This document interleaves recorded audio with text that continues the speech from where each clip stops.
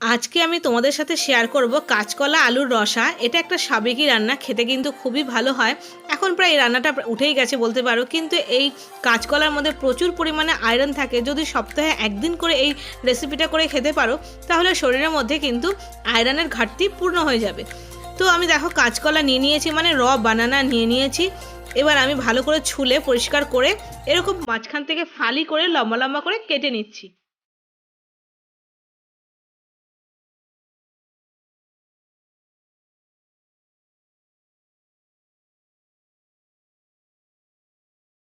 আমি এখানে দুটো কাঁচকলা কেটে নিয়েছি আর দুটো আলু কেটে নিয়েছি, এরকম লম্বা লম্বা করেও কিন্তু আলু কেটে নিয়েছি।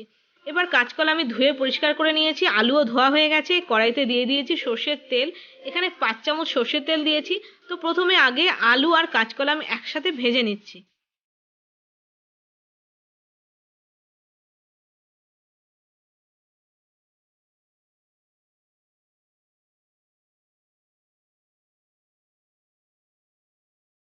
তো ভাজা হয়ে গেছে দেখো সুন্দর করে। আর এবার আমি গ্যাসের ফ্লেমটাকে কিন্তু আমি হাই করে ভেজেছি। এবার একটা বোলের মধ্যে আমি কাঁচকলার আলু তুলে নেব। আমরা সাধারণত কাঁচকলা কিন্তু শুক্তোর মধ্যেই খেয়ে থাকি, কিন্তু কাঁচকলা দিয়ে আলু দিয়ে যে এত সুন্দর একটা রসা বা ডালনাও হয় সেটা তোমরা রেসিপিটা দেখলেই শিখে যাবে। আর এটা খেতে কিন্তু খুবই টেস্টি হয়। তো দেখো আমি সব কাঁচকলা আলু একটা বোলের মধ্যে তুলে নিয়েছি। তো তেলটা আর বাড়ালাম না, এই তেলের মধ্যে আমি প্রথমে দিয়ে দিচ্ছি ফোড়ন। দুটো শুকনো লঙ্কা ফোড়ন দিলাম আর দিয়ে দিচ্ছি 1 চামচ গোটা জিরে। এবার সুন্দর একটা গন্ধ আসার জন্য অপেক্ষা করছি, একটু নাড়িয়ে নিচ্ছি ফোড়নটাকে।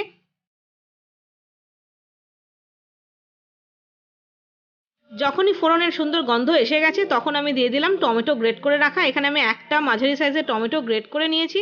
টমেটো দিয়ে একটু নাড়িয়ে নিচ্ছি হাই ফ্লেমে ভালো করে, যাতে টমেটোর গন্ধটা চলে যায়। এবার দিয়ে দেবো সব রকমের মশলা। তার আগে আমি একটু বাটিটা ধুয়ে জল দিয়ে দিলাম।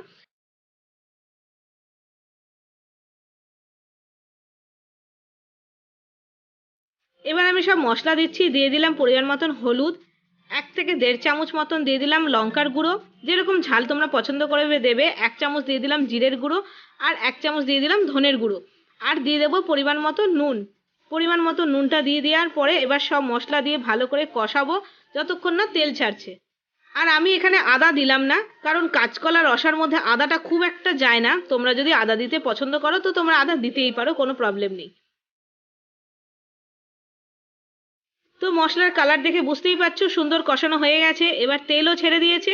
এবার ভালোভাবে কষিয়ে নিয়েছি। এবার আমি ভেজে রাখা আলু আর কাঁচকলা এর মধ্যে দিয়ে দেবো। আর মশলা যতটা টাইম নিয়ে কষাবে যে কোনো রান্নায় খেতে কিন্তু ততটাই টেস্টি হবে। এবার ভেজে রাখা আলু কাঁচকলা দিয়ে দিলাম মশলার মধ্যে এবং দিয়েও কিন্তু ভালো করে নাড়াবো আর কষাবো। এটা আমি কষাচ্ছি প্রায় 1 থেকে 1.5 মিনিট।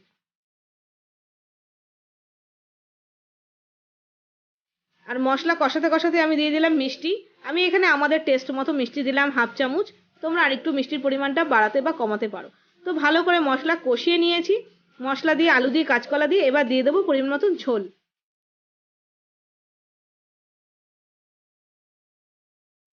আর আমি এখানে 1.5 কাপ মতন ঝোল দিলাম। প্রথমে আমি 1/2 কাপ দিলাম, দেখলাম যে কতটা ঝোল হয়, দেখছি না হবে না, তো ওই জন্য আরেকটু দিয়ে দিলাম। তো আমি এখানে 1.5 কাপ মতন ঝোল দিয়েছি।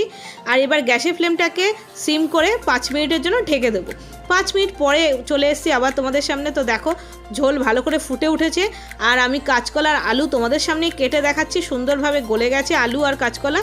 মোটামুটি কাঁচকলা আলুর রসা কিন্তু আমার রেডি হয়ে গেছে। তো এই রান্নাটা তোমরা বাড়িতে করে খাও, শরীরের জন্য ভালো, খেতেও টেস্টি, নিরামিষের দিনে কিন্তু করতেই পারো।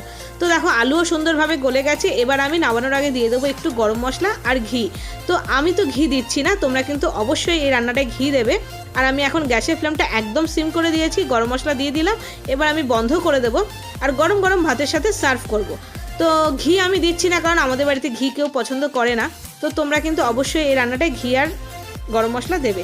তো আজকে এই পর্যন্তই, দেখা হচ্ছে নতুন একটা রেসিপির সাথে। ততক্ষণের জন্য বাই বাই।